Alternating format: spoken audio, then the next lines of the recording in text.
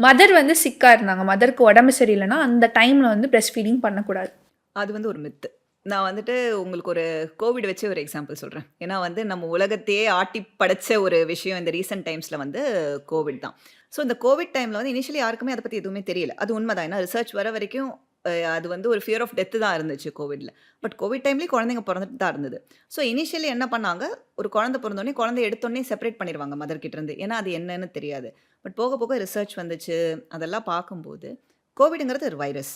அம்மா அந்த breast feeding பண்ணும்போது, அந்த பிரெஸ்ட் மில்க்ல கோவிடோட ஆன்டிபாடிஸ் இருக்கு. ஆன்டிபாடிஸ்னா, இது அந்த கோவிட ஃபைட் பண்றதுக்கான சிஸ்டம் வந்து பிரெஸ்ட் மில்க்ல இருக்கு. ஆனா கோவிட் வைரஸ் கிடையாது.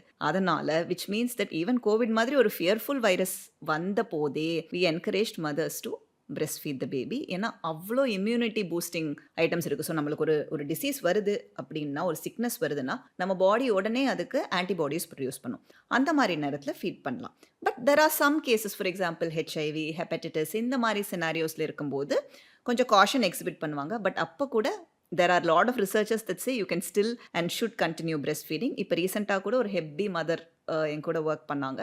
அவங்கள we encouraged her to continue exclusive breastfeeding அப்படின்னு தான். So which means that the benefits outweigh the risk when it comes to breastfeeding. So சிக்னஸ்ல பிரெஸ்ட் ஃபீடிங் நிறுத்தணும்னு அவசியமே கிடையாது.